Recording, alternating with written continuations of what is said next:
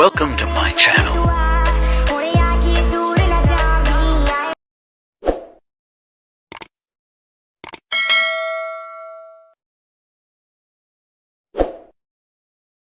Baiklah, bismillahirrahmanirrahim. Assalamualaikum warahmatullahi wabarakatuh. Perkenalkan, saya Nur Afiati dengan NIM 204210298. Saya dari Prodi Pendidikan Guru Madrasah Ibtidaiyah. Saya berasal dari Universitas Sultan Taha Saifuddin Jambi. Adapun video ini saya buat untuk mengikuti tugas ujian tengah semester dari mata kuliah Sejarah Kebudayaan Islam. Adapun judul yang akan saya jelaskan pada hari ini yaitu Sejarah Nabi Muhammad SAW dari beliau kecil hingga beliau dewasa.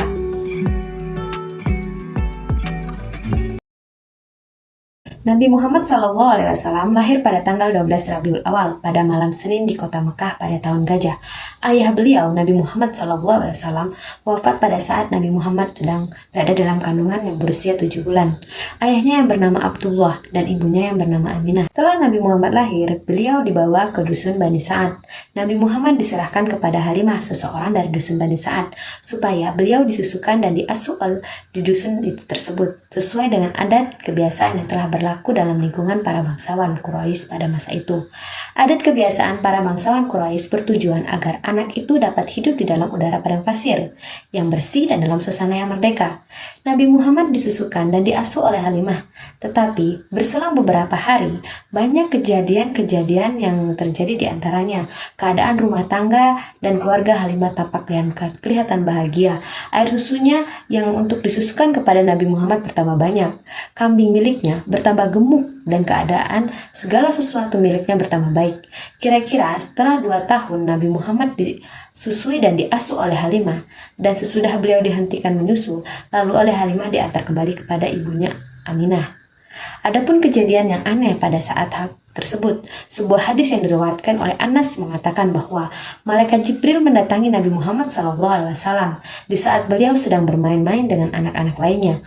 Beliau kemudian diajak pergi, lalu dibaringkan di bedah dadanya, lalu dikeluarkan hatinya. Dari hati beliau diambillah segumpal darah yang hitam. Lalu malaikat Jibril berkata, "Inilah bagian setan yang ada dalam tubuhmu." Hati beliau lalu dicuci dengan air zam-zam dalam sebuah bokar kencana.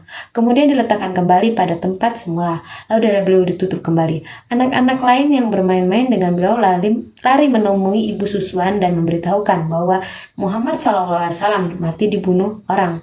Semua anggota keluarga datang ke tempat beliau dan mereka melihat Muhammad SAW dalam keadaan cemas dan pucat pasi. Dalam berselang beberapa waktu, dengan adanya peristiwa pembelahan dada itu, Halimah merasa khawatir terhadap keselamatan beliau hingga dia mengembalikannya kepada ibu beliau.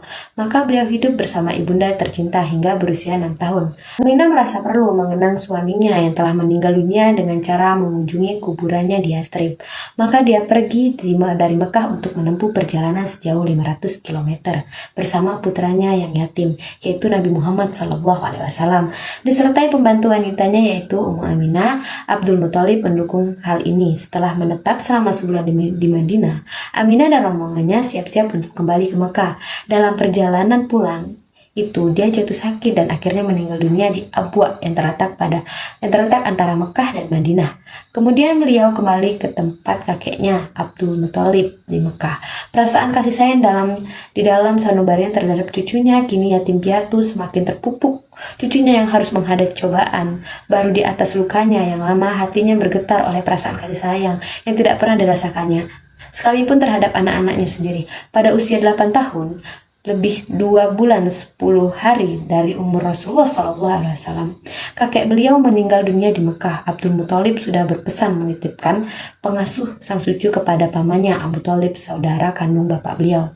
Di bawah asuhan Abu Thalib melaksanakan hak anak saudaranya dengan sepenuhnya dan menganggap seperti anaknya sendiri. Bahkan Abu Thalib lebih mendahulukan kepentingan beliau daripada anak-anaknya sendiri, mengasuhkan perhatian dan penghormatan hingga berumur lebih dari 40 tahun.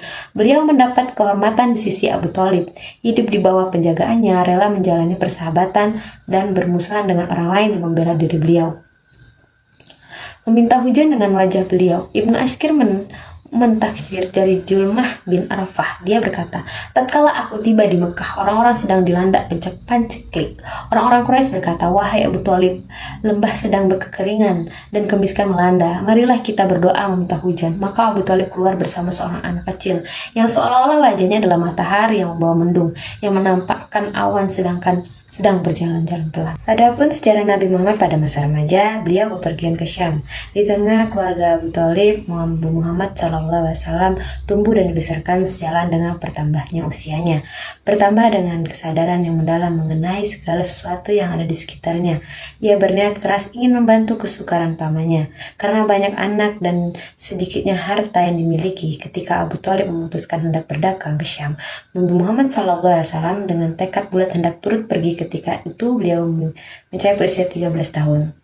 Ketika beliau di Bahira sang rahib, selagi usia beliau, Rasulullah SAW mencapai 12 tahun, dan ada yang berpendapat lebih 2 bulan 10 hari. Abu Thalib mengajak beliau berdagang dengan tujuan Syam, hingga tiba di Busra, sebuah daerah yang sudah termasuk Syam dan merupakan ibu kota Huran, yang juga merupakan ibu kota orang-orang Arab. Sekalipun di bawah kekuasaan bangsa Romawi, di negeri ini ada seorang rahib yang dikenal dengan sebutan Bahira, yang nama aslinya adalah Jurlis.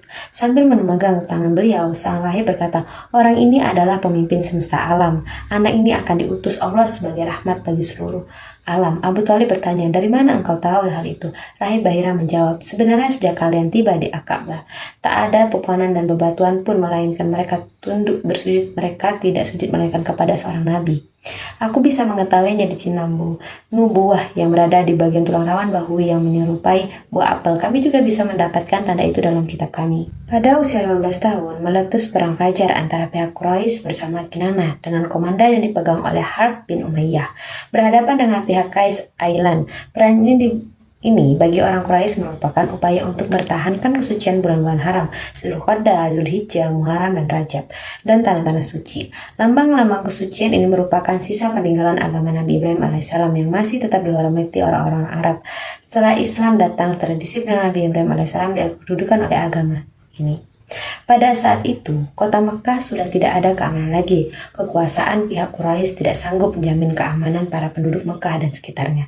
Dalam lingkungan pemerintahan kota Mekah tidak ada jabatan kehakiman dan kepolisian guna mengadili kesalahan orang-orang yang berbuat salah, guna menjamin orang menjaga keamanan, hak milik dan jiwa orang-orang yang suka berbuat curang dan kesewenang-wenangnya. Pada awal masa remaja, Rasulullah SAW tidak mempunyai pekerjaan tetap. Hanya saja beberapa riwayat menyebutkan bahwa beliau biasa mengembala kambing di kalangan Bani Sa'dan dan juga di Mekah dengan imbalan berupa uang beberapa dinar. Pada usia 20 tahun, beliau pergi bergadang ke Syam menjalankan barang dagangan milik Khadijah. Ibnu Ishaq menuturkan Khadijah binti Khuwailid adalah seorang wanita pedagang, terpandang dan kaya raya. Dia biasa menyuruh orang-orang untuk menjalankan barang-barang dagangannya dengan membagi sebagian hasilnya kepada mereka. Sementara orang-orang Quraisy memiliki hobi berdagang. Sejarah Nabi Muhammad pada masa dewasa. Pernikahan Nabi Muhammad SAW saat berusia 25 tahun. Muhammad bekerja sama dengan Khadijah binti Khuwailid. Khadijah merupakan seorang saudagar perempuan yang sukses, terhormat, dan kaya raya. Membawa barang dengan milik Khadijah ke Syam untuk didagangkan bersama Maisarah. Setelah perjalanan dari Syam berakhir, Muhammad membawa keuntungan yang sangat besar. Maisarah menceritakan tentang kemuliaan akhlak dan kebaikan-kebaikan Nabi Muhammad SAW kepada Khadijah. Muhammad merupakan seorang yang jujur, cerdas, dan amanah, sehingga banyak orang yang mampu berbisnis dengannya, sebab tidak takut dicurangi atau ditipu. Setelah mendengar cerita dari Maisarah, diam-diam Khadijah sangat jatuh hati kepada beliau. Bukan materi atau status yang jadi pertimbangan, tapi kemuliaan akhlak yang utama. Melalui perantara di salah seorang temannya yang bernama Nafisah bin Munafi, Khadijah menyampaikan niat menikah dengan Muhammad. Akhirnya Khadijah menikah dengan Nabi Muhammad dengan mahar 20 ekor unta bermata biru. Bertindak sebagai wakil wali Khadijah itu adalah pamannya bernama Amr bin Asad, dan hutab nikah adalah Warakah bin Naufal yang dilanjutkan kembali oleh paman Nabi Muhammad, Abu Thalib. Usia Khadijah saat itu adalah 40 tahun, sedangkan Nabi Muhammad 25 tahun. Selama menikah dengan Khadijah, Allah telah mengaruniakan mereka 6 anak kepada mereka berdua. Khadijah telah melahirkan 2 anak laki-laki dan 4 anak perempuan. Mereka bernama Al-Qasim, Abdullah, Zainab, Ruqayyah, Ummu Kalsum, dan Fatimah. Kebijaksanaan Nabi Muhammad SAW. Saat Nabi Muhammad berumur 35 tahun, terjadi perombakan Ka'bah oleh para pemuka Quraisy. Mereka membangun kembali Ka'bah yang roboh karena banjir bandang yang meluap hingga ke Baitullah. Saat itu Ka'bah masih menjadi tempat untuk menyembah berhala, meski dengan para pemuka Quraisy hanya menerima harta-harta yang baik untuk membangun pembangunan. Karena mereka meyakini kesucian Ka'bah. Setelah pembangunan Ka'bah sudah selesai, terjadilah perselisihan antara pemuka kaum Quraisy dalam hal siapa yang paling pantas untuk meletakkan Hajar Aswad pada tempatnya. Perselisihan itu terjadi selama 4 atau 5 hari. Besoknya, Al-Mughazali menggunakan untuk dibuat sayembara. Besok siapapun yang pertama kali masuk ke Baitullah dari pintu Bani Sya'ban, maka dia berhak untuk meletakkan Hajar Aswad. Keesokan harinya Allah menghendaki Nabi Muhammad sebagai orang yang meletakkan Hajar Aswad. Akhirnya, dengan penuh kebijaksanaan, Muhammad meminta agar digelar sebuah kain dan meletakkan Hajar Aswad di atas kain tersebut. Kemudian Muhammad meminta para pemuka Quraisy untuk memegang ujung-ujung kain tersebut dan mengangkatnya secara bersama-sama. Setelah sampai di depan Ka'bah, Nabi Muhammad mengambil Hajar Aswad dan meletakkannya pada tempat semula. Baiklah, mungkin hanya sekian video yang dapat saya paparkan dari kisah Nabi Muhammad SAW dari beliau kecil hingga dewasa. Saya mohon maaf apabila ada kata-kata yang saya salah ucap ataupun kurang dipahami. Saya mohon maaf. Saya akhiri, wabillahi taufiq wal hidayah. Wassalamualaikum warahmatullahi wabarakatuh. Di akhir kata, jangan lupa like, subscribe, and comment. Okay, bye.